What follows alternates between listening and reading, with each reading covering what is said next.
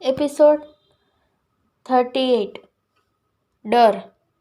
Interviewer की बात सुनकर निया का खून खौल गया, मगर उसने खुद को वीक नहीं पड़ने दिया। ऑलरेडी कि वो सब तैयारी करके आई थी। आंखें चढ़ाकर उसने इंटरव्यूअर को देखा, जिससे इंटरव्यूअर अंदर ही अंदर डर गया। निया सिंघानिया फैमिली से बिलोंग करती थी। अगर उसको गुस्सा आया तो हो सकता है सिंघानिया फैमिली उनकी कंपनी को बर्बाद कर दे। फिर वो तो एक छोटा सा न्यूज़ एंकर था। चेहरे पर स्माइल बिखेरते हुए निया ने कैमरे की तरफ देखा और बड़ी ही शालीनता से एक सवाल किया, सिंघानिया फैमिली कौन है? सिंघानिया इंडस्ट्रीज क्या है? उसका यह सवाल करना थोड़ा अजीब था। यह कहते हुए उसने उस एंकर को देखा और आगे कहा, आपने कहा मैंने मिस्टर अथर्व सिंघानिया को नैना देसाई से बात करने और उन्हें समझाने को भेजा। क्या आप सब भूल गए हैं अथर्व सिंघानिया कौन है और उसका रुतबा क्या है? सबको लग रहा था निया क्वेश्चन का आंसर दे रही है, पर असल में वो इंटरव्यूअर पर प्रेशर बना रही थी। उसके सवाल सुनकर इंटरव्यूअर का फेस शर्म से लाल हो गया। वो पहले ही जानता था ये क्वेश्चन वर्थफुल नहीं है, पर उसने अपनी ड्यूटी करनी थी, इसलिए उसने निया से वो सवाल किया था। उसने हिम्मत की और खुद को रेडी किया। उसने कहा, मिस निया, शायद आप इस क्वेश्चन को बहुत ज़्यादा नेगेटिव वे में ले जा रही है। यह जनता के सवाल है और वो सिंपली अपने सवालों का जवाब चाहते हैं। एक बार फिर इंटरव्यूअर की बात सुनकर निया का गुस्सा बढ़ गया। इस बार उसने रूडली जवाब देते हुए कहा, आपको क्या लगता है मैं यहाँ मजाक कर रही हूँ? शायद आप समझ नहीं रहे हैं, मैं आपके सवालों का जवाब ही दे रही हूँ। आपने किस बेस पर यह कहा कि मिस्टर अथर्व नैना देसाई से बात करने और उन्हें समझाने गए थे? क्या आप नहीं जानते सिंघानियास के सामने नैना देसाई की रिप्यूटेशन क्या है? क्या वो कोई बिजनेस टाइकून है या उन्हें किसी कंपनी ने हाई पोस्ट पर हायर किया है? नहीं, वो दोनों में से कुछ भी नहीं है। वो सिंपली एक ज्वेलरी डिज़ाइनर है। वो तब तक कि इस ओंदे को संभाल सकती है जब तक कंपनियां उन्हें हायर करती रहेगी। यह कहते हुए निया कॉन्फिडेंस और घमंडी लग रही थी। उसने सीधे तौर पर नैना देसाई की बेइज्जती कर दी थी। वो चुप नहीं हुई और आगे कहा, रही बात मेरे फेमस होने की, तो मैं आपको बता दूं, मैं फिल्म इंडस्ट्रीज में नहीं जा रही। मुझे ना तो कैमरे के सामने काम करना है और ना ही मेरी रियल लाइफ का मेरा रियल और प्रोफेशनल लाइफ पर कोई इफेक्ट पड़ेगा। आज मैं आपके सामने हूँ सिर्फ इसलिए क्योंकि आप सब मुझे देखना चाहते थे। That's it. निया ने अपनी बात खत्म की। उसके शब्द भले ही हार्श और दुख पहुंचाने वाले थे, इसके बाद भी लोग उसकी तारीफ करने से खुद को रोक नहीं पाए। एसके ग्लोबल कंपनी के सीईओ के ऑफिस में निशांत निया का इंटरव्यू देख रहा था। उसके फेस पर एक अजीब सी स्माइल थी। उसे ना तो निया में इंटरेस्ट था और ना ही उसके इंटरव्यू में। फिर भी अपना इम्पोर्टेंट काम छोड़कर वो इंटरव्यू देख रहा था, क्योंकि उसके सामने की चेयर पर उसके दादाजी और उसका कज़न ब्रदर शिवांश बैठे थे। निया की हाजिर जवाबी को देखकर मिस्टर देवराज कपूर उसके लिए ताली बजाने लगे और उसकी तारीफ करते हुए बोले, महेंद्र सच में बहुत लकी है, उसके सारे ग्रैंड चाइल्ड टैलेंटेड है। देवराज का साथ देते हुए शिवांश ने कहा, दादाजी आप सही कह रहे हैं। मैं निया को पर्सनली भी जानता हूँ, वो सच में बहुत टैलेंटेड है। शिवांश ने जैसे ही अपनी बात कही, निशांत की कातिल नजरें उस पर ठहर गई। देवराज कपूर ने कहा, निशांत, मुझे नहीं लगता हमें निया का इंटरव्यू लेने की ज़रूरत है। यह कहते हुए उन्हें टेबल से एक डिज़ाइन की कॉपी अपने हाथ में ली। यह वही 5 डिज़ाइन में से एक था जिसकी ओनर अब निया बन चुकी थी। दादाजी डिज़ाइन की तारीफ करते हुए बोले, सच में निया की डिज़ाइन काबिल तारीफ है। इससे हमारी कंपनी को बहुत फ़ायदा होगा। क्या सच में? चेहरे पर एक तिरछी स्माइल बिखेरते हुए निशांत ने पूछा। ऑफ कोर्स, क्या तुम्हें ऐसा नहीं लगता? देवराज कपूर ने सवाल किया और डिज़ाइन निशांत के सामने कर दी। निशांत ने एक नज़र डिज़ाइन को देखने के बाद कहा, बेशक यह सभी डिज़ाइन काबिल तारीफ है। फिर भी एसके ग्लोबल के कुछ अपने रूल्स हैं जिसको फॉलो करना सभी के लिए कंपलसरी है। मैं किसी एक व्यक्ति के लिए अपनी कंपनी के रूल्स को साइड नहीं कर सकता। सभी एम्प्लॉयज़ की तरह मिस निया का भी इंटरव्यू देना होगा, उसके बाद ही वो एसके ग्लोबल में काम करने के लिए एलिजिबल होगी। इस पर शिवांश ने कहा, पर भाई, हमारी कंपनी पहले भी बहुत से एम्प्लॉय को बिना इंटरव्यू के हायर कर चुकी है, फिर अभी क्यों नहीं? इस पर निशांत ने बिना शिवांश को देखे ही कहा, इस कंपनी में पहले क्या हुआ है, कितनी बार रूल्स ब्रेक किए गए हैं, मुझे इन सब से कोई फर्क नहीं पड़ता, क्योंकि अब इस कंपनी का CEO मैं हूँ। अब से इस कंपनी में सिर्फ वही एम्प्लॉय हायर किए जाएंगे जिनके पास प्रॉपर क्वालिफिकेशन होगा। इसलिए आप दोनों मुझ पर प्रेशर बनाना बंद करिए, क्योंकि मैं आपकी बात नहीं मानने वाला। निशांत ने अपनी बात कही और नजरें लैपटॉप स्क्रीन पर गड़ा ली।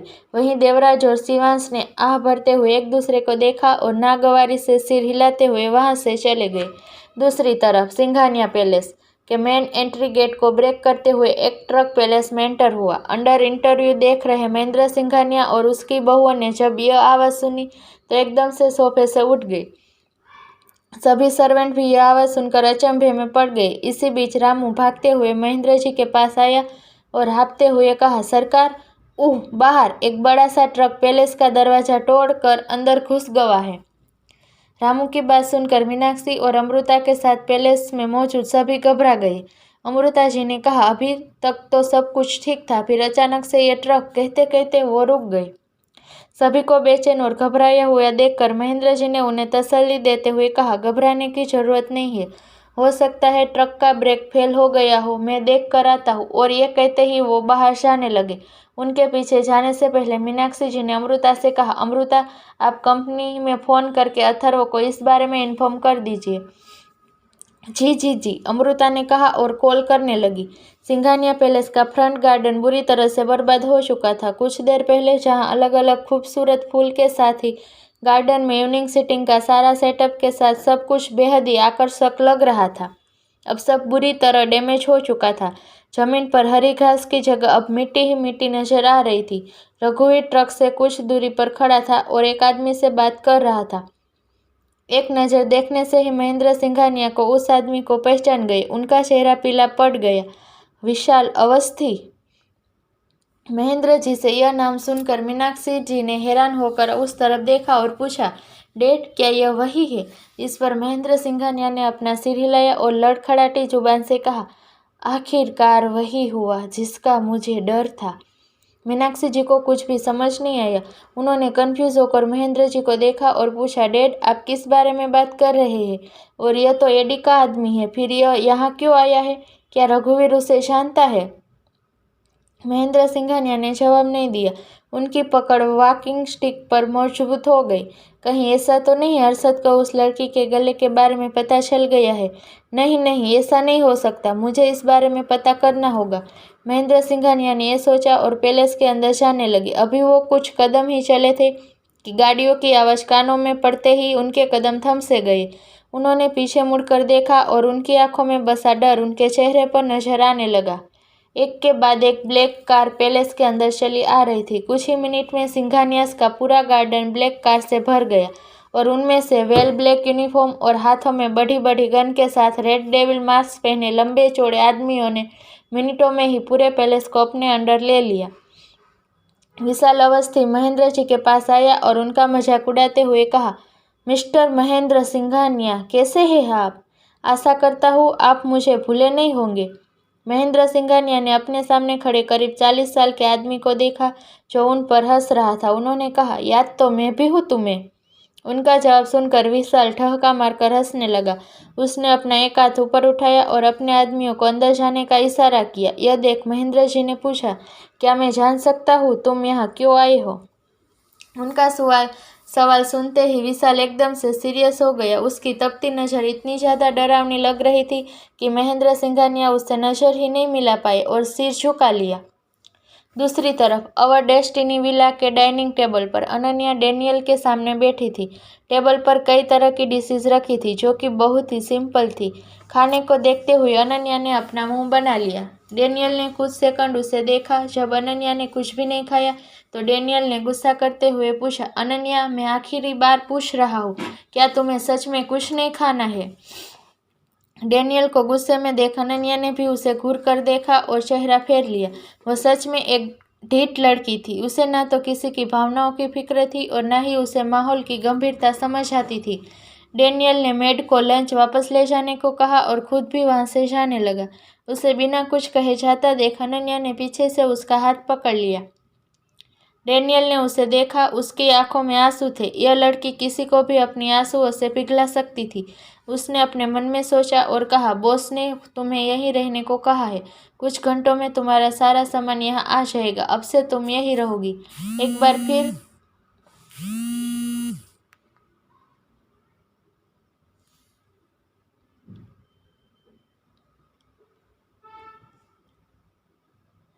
एक बार फिर डेनियल की वही बात सुनकर अनन्या की आंखों में आंसू बहने लगे। उसने यहाँ रहने से कोई दिक्कत नहीं थी जब तक अरशद उसके साथ था, लेकिन अभी अरशद उससे नाराज था और वो नहीं जानती थी कि अरशद उसे माफ़ करेगा या नहीं। उसे रोता देख डेनियल से एक लंबी सांस ली और आगे कहा, तुम कमरे में जाकर रेस्ट करो।